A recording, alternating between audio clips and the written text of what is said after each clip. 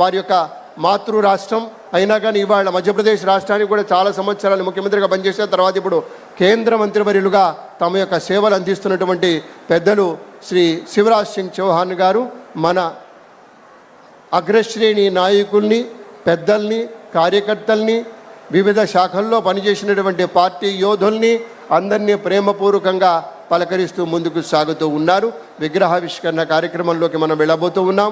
అక్కడి నుంచి నేరుగా అక్కడ జరుగుతున్నటువంటి కార్యక్రమమే ఇది. విగ్రహం ఆవిష్కరిస్తారు. మనమంతా కూడా ఇక్కడి నుంచి లైవ్లో చూస్తూ మన యొక్క ఆనందాన్ని కూడా మన కరతాళ తెలియ చెప్తామనేటువంటి మాట మీతో పంచుకుంటూ అందరూ చేశారు. అన్ని పార్టీల వారు వచ్చారు. ఎందుకంటే ప్రత్యేకించి కూటమి ప్రభుత్వం అనగానే మనకి తెలుగుదేశం పార్టీ నాయకులు ఉంటారు, జనసేన నాయకులు ఉంటారు, భారతీయ జనతా పార్టీ వారు ఉంటారు. అందరూ ఒక్కటే, అన్నదమ్ముల్లా కలిసిపోయాం. అటువంటి కలిసినటువంటి మిత్రుల సమూహం మనస్ఫూర్తిగా స్వాగతం పలుకుతున్నటువంటి సందర్భంలో అటు పార్టీ నేతలు, వివిధ రాజకీయ పార్టీల నేతలంతా కూడాను ఆ కరచాలనాలకుండా ముందుకు సాగి వెళుతోంది. అందరినీ పేరు పేరున పరిచయం చేస్తూ ఉన్నారు. అటువైపు మన చంద్రబాబు నాయుడు గారు, మన ప్రీతమ ముఖ్యమంత్రి వర్యులు, అలాగే రాష్ట్ర బీజేపీ అధ్యక్షులు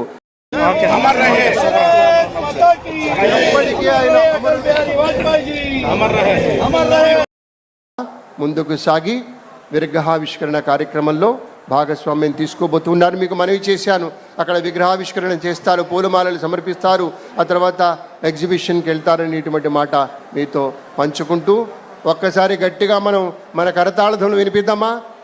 మన ప్రియతమ నేతలకి గట్టిగా ఉండాలి పెద్దలారా.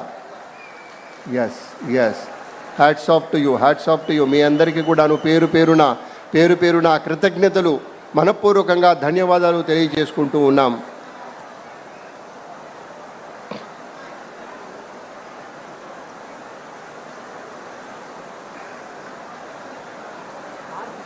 అక్కడ సత్యకుమార్ యాదవ్ గారు, మన మంత్రివర్యులు, అలాగే నారాయణ గారు, ఇతర పెద్దలంతా ఉన్నారు. విగ్రహావిష్కరణం జరగబోతోంది. శుభముహూర్తం ఇది. పెద్దలందరి సమక్షంలో మన ప్రియతమ నేత విగ్రహావిష్కరణం జరుగుతోంది. మన దేవుడి విగ్రహావిష్కరణం జరుగుతోంది. అద్భుతంగా మనస్ఫూర్తిగా జరుగుతున్నటువంటి కార్యక్రమంలో మీకు తెలుసు కదా, అమరావతి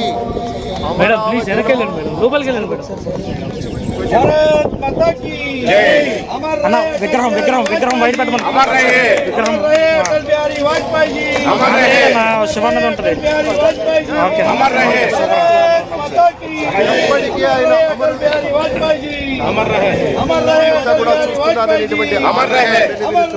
గౌరవనీయ మంత్రి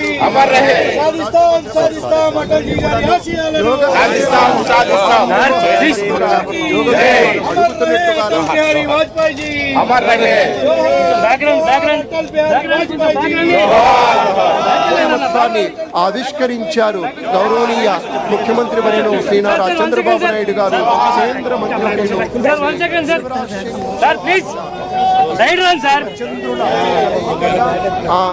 ఆ మిత్రత్వం మరింత బలీయమవుతూ ఆ మహనీయ మూర్తికి పుష్పాంజలులు సమర్పిస్తూ ఉన్నారు. వినమ్ర మనస్సుతోటి పుష్పాంజలులు సమర్పిస్తున్నారు మన అటల్ బిహారీ వాజ్పేయి గారికి.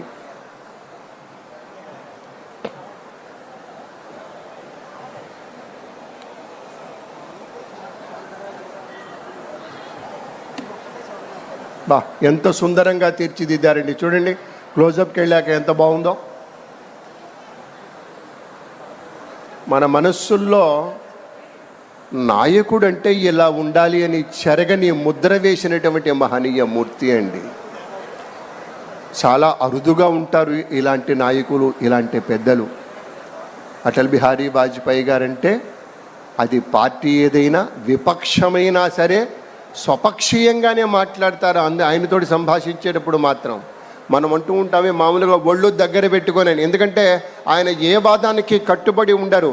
దేశవాదం, ప్రజావాదం, ప్రజల సంక్షేమం, దేశ సౌభాగ్యం, ఈ రెండు మాటలకే ప్రాధాన్యత. కాబట్టే అంత నిక్కచ్చిగా, అంత నిఖార్చగా నిలిచినటువంటి మహానాయకుడు, మహాయోగి, మహాతపస్వి, మహాఋషి గౌరవనీయ అటల్ బిహారీ వాజ్పేయి గారిని మనవి చేసుకుంటూ, దేశం కంటే పార్టీ పెద్దది. ఆయన అన్నటువంటి మాటే, దేశం కంటే ఒక్కొక్కసారి పెద్దదిగా ఉంటుంది. ఏది పార్టీ కంటే దేశం పెద్దదంటాడు, ప్రజాస్వామ్య అధికారం కంటే కూడా గొప్పది అంటారు. ప్రతిపక్షంలో ఉన్న ప్రభుత్వాన్ని గౌరవించేటువంటి వ్యక్తిగా, ప్రభుత్వంలో ఉన్న ప్రతిపక్షాన్ని ఆలింగనం చేసుకునేటువంటి ఒక నాయకుడిగా, అత్యవసరమైనటువంటి నేతగా ఎప్పటికప్పుడు ఆయన యొక్క రాజకీయ సంస్కృతి అనేది అలా ఉంటుంది. ఎప్పటికప్పుడు భవిష్యత్తుకు ఒక చక్కటి అజరామరమైనటువంటి భవిష్యత్తు సందేశం ఇచ్చినటువంటి మూర్తిగా ఎప్పటికీ గుర్తుండిపోతారు. ఒక బోధ చేసినటువంటి శక్తిగా గుర్తుండిపోతారు అటల్ బిహారీ వాజ్పేయి గారు.